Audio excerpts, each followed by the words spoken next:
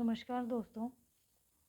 इससे पहले वाली वीडियो हम वाइटल साइंस की बनाई थी और वो हाफ रह गई थी। तो वो जो पहले वाली वीडियो पार्ट 1 है, अब है पार्ट 2। चलिए देखते हैं कि हम जब जो वाइटल साइंस कर रहे थे कहाँ तक हमारा टॉपिक हो गया था और नेक्स्ट कर लेते हैं। तो हमारी जो वीडियो है उसमें हमने ये फेजेस किए थे, पर ये शायद आधे रह गए थे, तो इसको दोबारा से रिपीट कर लेते हैं। Specific stages have been identified describing as course of a fever. देखो फीवर के ना 4 फेज होते हैं। एक तो जैसे होता है ना कि कई बार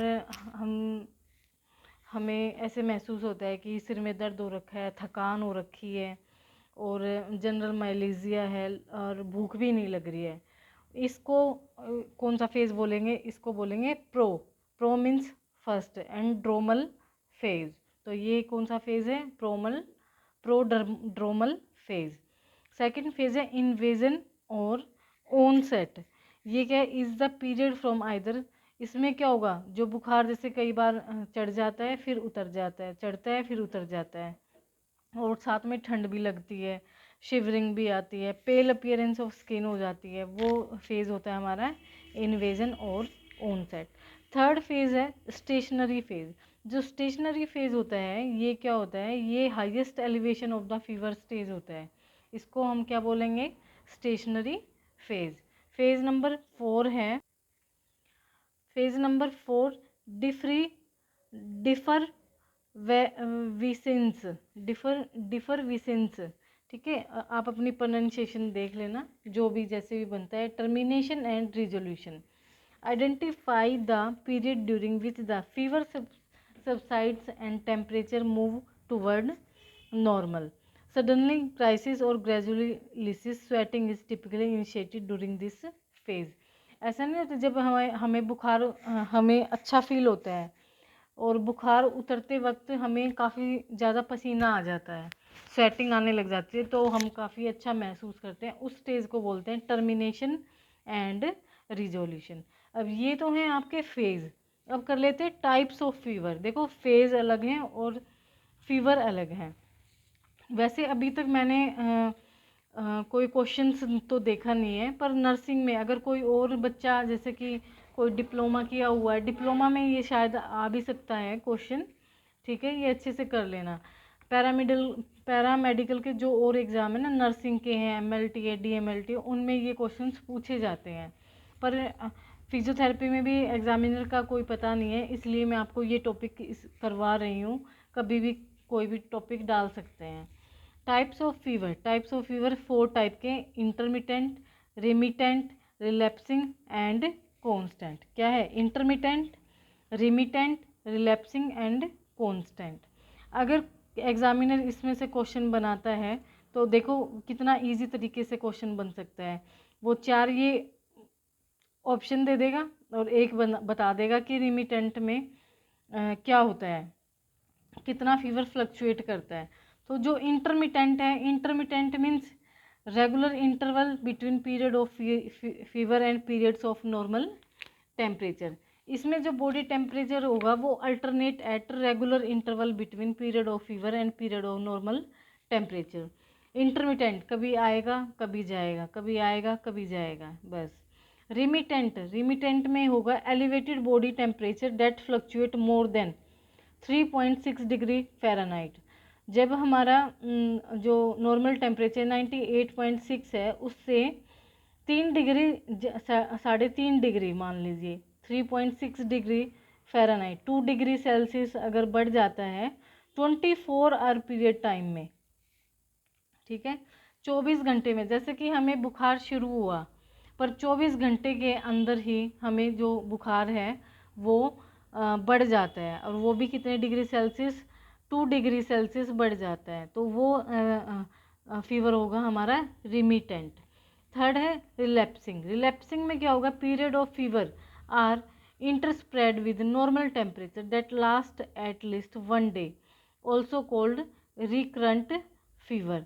ये रिलैप्सिंग का मीन्स है कि एक बार ठीक हो जाता है फिर नेक्स्ट डे, एक दिन के गैप के बाद फिर दोबारा से टेम्परेचर आना और चले जाना, ठीक है, इसको बोलते हैं recurrent fever. Periods of fever are interspread with normal temperature that last at least 1 day, also called recurrent fever। अब करते हैं constant। body temperature is constantly elevated with fluctuation less than 3.6 degree Fahrenheit 2 degree. अब जो degree 2 degree Celsius बढ़ा था वो fever constant ही रहे कई दिनों तक। जैसे कई बार ऐसा होता है ना कि फर्स्ट 24 घंटे के अंतराल में फीवर बढ़ता जाता है, फिर उतना ही फीवर कॉन्स्टेंटली ही रहता है कई दिनों तक, तो उसको बोलते हैं कॉन्स्टेंट फीवर। ये 4 टाइप्स के फीवर हैं, intermittent, remittent, relapsing and constant. ये आप शॉर्ट नोट बना लेना। देखो नॉलेज तो होनी चाहिए, मैं ये नहीं कहती हूँ कि आप एग्ज़ाम पर्पज़, एटलीस्ट फीवर के बारे में तो हमें खुद पता होना चाहिए, क्योंकि फीवर हमें हमारे परिवार में, घर में, आपकी जिनकी शादियां नहीं हुई हैं बच्चों की, उनके बच्चों को बुखार आने वाले टाइम में जैसे वैक्सीन्स लगती हैं, या वैसे भी बच्चे बीमार हो जाते हैं या खुद भी बीमार हो जाते हैं, तो पता होना चाहिए कि हमें फीवर किस टाइप का है। हमें भी खुद मालूम नहीं होगा तो हम किस बात के डॉक्टर बोलते हैं अपने आप को। हमें डॉक्टर कहलाने का मतलब ये है, अगर हम डॉक्टर बोलते हैं तो हमें इतनी नॉलेज होनी चाहिए कि पीजी, एमबीबीएस जो भी हैं डॉक्टर हैं वो अपना काम करते हैं, पर हमें उन जितनी भी नॉलेज होनी चाहिए। ऐसा नहीं है कि हम आजकल वैसे भी 4-5 मशीनें लगाते हैं और पेशेंट को भेज देते हैं, नहीं, ऐसा नहीं होना चाहिए। नॉलेज वेरी करती है, आपकी प्रैक्टिस ही वेरी करती है आपकी इनकम। आप अगर अच्छी प्रैक्टिस करते हैं ना तो आप कहीं भी हो, चाहे एम्स में हो, चाहे किसी भी सर्विस में हो, विदाउट नॉलेज कुछ नहीं है, कुछ भी नहीं है, मैं तो यही मानती हूँ। तो नॉलेज आपको लेनी है, कहीं से भी लो, कोई सी भी बुक से लो, ठीक है। मैं ये नहीं मानती कि फिजियोथेरेपी की बुक पढ़ो, आप जितनी बुक है, डेविडसन है हमारी, सुलेवान बुक है, मैगी है, ये एनाटमी की बुक है, बीडी चौरसिया, जे महेश्वरी है, किस्नर है, बहुत सारी बुक्स हैं, सारी रीड करो, पढ़ो। ग्रेजुएशन के टाइम में तो हम पढ़ नहीं पाए, तो हम ग्रेजुएशन टाइम में जब टॉपिक्स पढ़ते हैं तो क्या करते हैं, हम शॉर्ट नोट्स बना लेते हैं और उसी को पढ़ लेते हैं घर जाके।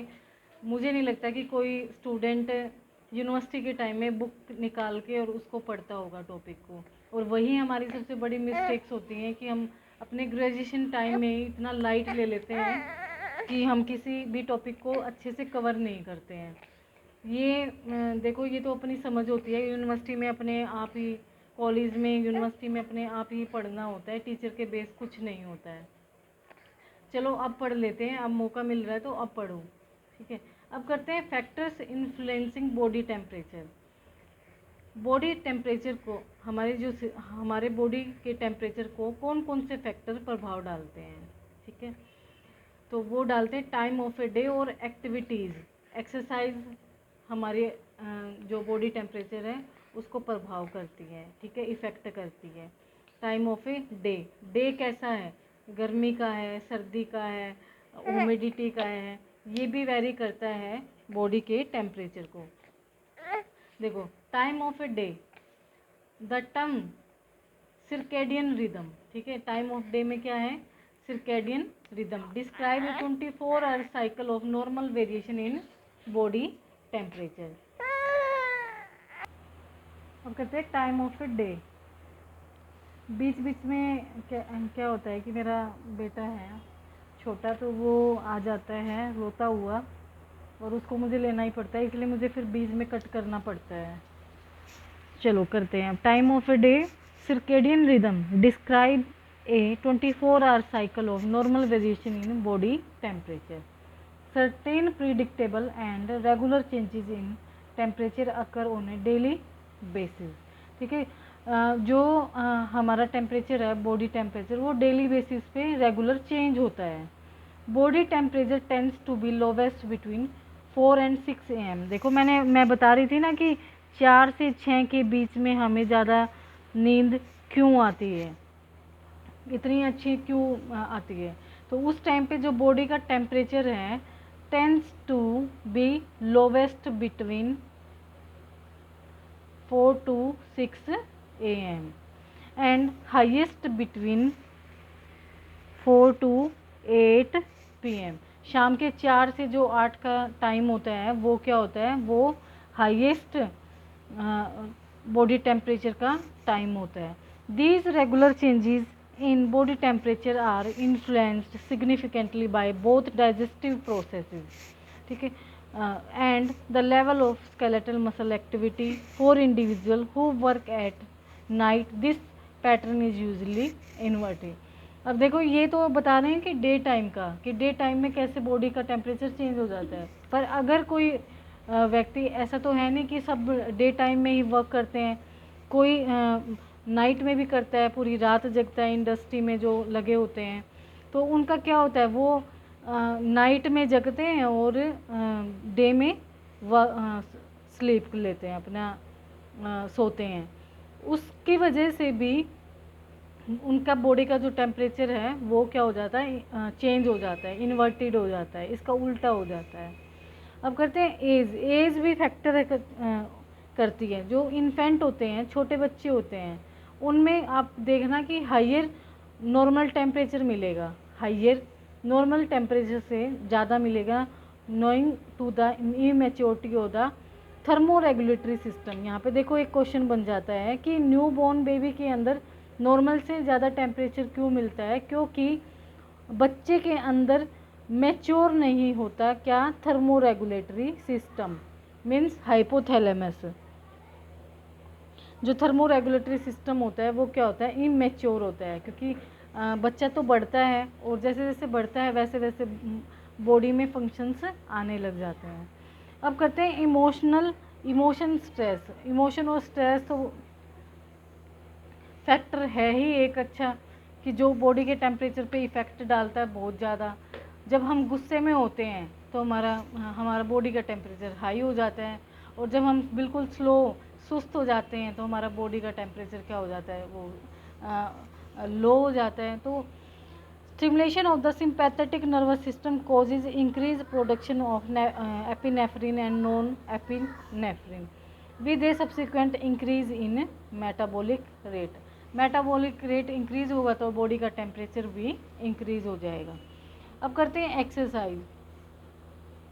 सारी एक्सरसाइज हो सकती हैं, कोई भी एक्सरसाइज लो, एक्सरसाइज से तो हमारा बॉडी का टेम्परेचर ऑटोमेटिक चेंज ही हो जाता है। Strenuous exercise significantly increase body temperature because of increase metabolic rate. Temperature भी इंक्रीज क्यों होगा, क्योंकि बॉडी का जो मेटाबॉलिक रेट है वो इंक्रीज हो जाएगा, तब हमारा बॉडी का टेम्परेचर इंक्रीज होगा। विगरस एक्सरसाइजेज हो गया, ये स्टर्नस एक्सरसाइज कौन कौन सी होती हैं, ठीक है, ये देख लेना, ये क्वेश्चन बनता है, एक क्वेश्चन शायद कहीं आया था स्टर्नस एक्सरसाइज पे, कौन कौन सी एक्सरसाइज होती है स्टर्नस एक्सरसाइज, गूगल पे डाल के देखना, और विगरस एक्सरसाइज कौन सी होती हैं, दोनों में डिफरेंस देखना। Dancing, jogging, aerobics, running, jumping, hiking, और जो लोड का काम करते हैं, लोडेड वर्क करते हैं, वेट बियर करते हैं, वो अप हिल विद बैक, ये नहीं पता क्या है, कोई बात नहीं, छोड़ दो। साइकिलिंग हो गया, और इनको बोला जाता है स्टर्नस एक्सरसाइज। और vigorous exercise can increase the metabolic rate by as much as 20 to 25 times that of the basal level. Highest amount of oxygen consumption to complete the activity। जैसे कि जो 10 MPH पे वर्क करता है वो Stearns exercise होती हैं, जो 5 MPH पे करता है वो विगरस एक्सरसाइज होती है। जैसे कि स्विमिंग हो गया, स्विमिंग क्या है, विगरस एक्सरसाइज है। Carry heavy loads, vigorous exercise. Jumping, vigorous exercise, ठीक है। तो इसको ना आप डिफरेंस बना लेना, Stearns exercise and vigorous exercise. अब करते हैं फैक्टर। नेक्स्ट फैक्टर है हमारा मेंस्ट्रुअल साइकिल। तो जो मेंस्ट्रुअल साइकिल है जो हमारे फीमेल्स में होता है, ये साइकिल 28 डेज़ का तो इस मेंस्ट्रुअल साइकिल में क्या होता है, बॉडी का टेम्परेचर, जब ये मेंस्ट्रुअल साइकिल शुरू होती है, ओवुलेशन शुरू होता है, तो बॉडी का temperature 0.5 degree to 0.9 degree Fahrenheit increase ही होता है और वो क्यों होता है, this slight elevation as maintain until just prior to the initiation of menstruation at which time it returns to normal level।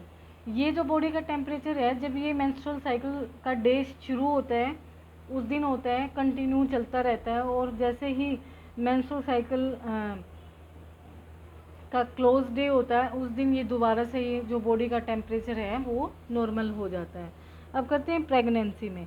Pregnancy में आप देखना, प्रेगनेंसी वाली लेडीज़ को ऑटोमेटिक ही जो मेटाबॉलिक रेट एक्टिविटी है वो इंक्रीज़ हो जाती है। Body temperature remain elevated by approximately 0.9 Fahrenheit. ठीक है, तो आपको ये लर्न करने की ज़रूरत है कि प्रेगनेंसी के टाइम पे बॉडी का टेम्परेचर कितना हाई हो जाता है, 0.9 Fahrenheit and 0.5 degree Celsius. Menstrual cycle पे में कितना होता है, 0.5 डिग्री टू 0.9 डिग्री फ़ारेनहाइट। ठीक है, इस तरीके से आपको ये क्वेश्चंस अपने बनाने हैं। नेक्स्ट है एक्सटर्नल इन्वायरमेंट। एक्सटर्नल इन्वायरमेंट में जैसे कि एग्जांपल ले लेते हैं डायरेक्ट। एक्सटर्नल इन्वायरमेंट तो हो ही गया, कोल्ड वेदर, हॉट वेदर, जैसा वेदर होगा वैसा ही बॉडी का टेम्परेचर होगा। Hot humid environment effectiveness of evaporative cooling is severely, काफ़ी ज़्यादा क्या होगी, जब ह्यूमिड वाला इन्वायरमेंट आता है ना तो स्वेटिंग बहुत ज़्यादा होती है। अब करते हैं मेजरमेंट साइट। अब हम बॉडी के टेम्परेचर को मेज़र कहाँ कर सकते हैं, मेजर साइट। ठीक है, जगह, प्लेसमेंट। सबसे पहला rectal area and tympanic ear. Membrane temperature are from 0.5 degree to 0.9 degree Fahrenheit higher than oral temperature. ठीक है, axillary temperature are approximately 1.1 degree Fahrenheit lower than oral temperature से। तो ये आपका मेजरमेंट साइट दी हुई है, ये इतना इम्पोर्टेंट है नहीं, पैरामेडिकल एग्ज़ाम के लिए इम्पोर्टेंट है ये पर हाँ फिजियोथेरेपी के लिए इतना है नहीं, पर बाय नॉलेज आपको पता होनी चाहिए कि जो रेक्टल और टिम्पैनिक मेम्ब्रेन है वहाँ पे क्या होगा, टेम्परेचर हाइयर होगा किससे, जो हम ओरल माउथ से टेम्परेचर चेक करते हैं, और जब हम एक्जिला से टेम्परेचर चेक करते हैं तब 1.1 डिग्री फ़ारेनहाइट हाइयर होगा लोअर देन ओरल टेम्परेचर से। अब करते हैं इंजेक्शन ऑफ वार्म और कोल्ड फूड्स। मतलब ओरल इंटेक्स भी प्रभाव डालते हैं हमारे बॉडी टेम्परेचर, इंक्लूडिंग स्मोकिंग भी।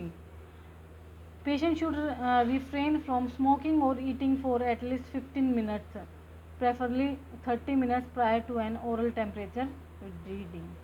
ठीक है, अब करते हैं टाइप्स ऑफ थर्मोमीटर। ये आपको नॉलेज के लिए अपने क्लिनिक के लिए यूज़ में कर सकते हैं पेशेंट का टेम्परेचर चेक करने के लिए, तो आपको पता होना चाहिए कि इनके नाम क्या हैं, और कई बार आ भी जाते हैं, नाम भी आ सकते हैं, रेलवे के एग्ज़ाम में आ सकते हैं, जो आपको सेंटर वाले एग्ज़ाम होते हैं ना उनमें आपको देखने को मिलेंगे। ये रेलवे का एग्ज़ाम हो गया, ESI का एग्ज़ाम हो गया, उनमें आ सकते हैं ये। ग्लास मर्करी थर्मोमीटर, ठीक है, ये तो सबने ही देखा है, ग्लास मर्करी थर्मोमीटर। सेकंड है इलेक्ट्रॉनिक थर्मामीटर। आजकल इलेक्ट्रॉनिक थर्मामीटर यूज़ करते हैं, वो इसलिए करते हैं क्योंकि जो ग्लास मर्करी थर्मोमीटर हम यूज़ करते थे तो वो अगर कई बार अंदर अगर ब्रेक हो जाते तो वो मर्करी मेल्ट होके माउथ में चली जाती है, और मर्करी जो होती है वो बॉडी के लिए बहुत ही हार्मफुल होती है, पॉइजन होता है एक। नेक्स्ट है disposable single use thermometer.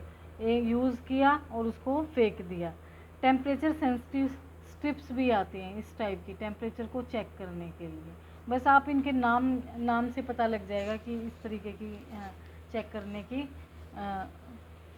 Instrument है। अब करते हैं मॉनिटरिंग पल्स। अब हम शुरू में ही हमने वाइटल साइंस को चेक करने के लिए बोला था कि पल्स ऑक्सीमीटर का यूज़ करते हैं। तो पल्स ऑक्सीमीटर के साथ साथ मॉनिटरिंग एक छोटा पल्स ऑक्सीमीटर आता है जो बिल्कुल पोर्टेबल होता है, और एक मॉनिटर के साथ आता है ऑक्सीमीटर। तो हम उसकी बात कर रहे हैं अब।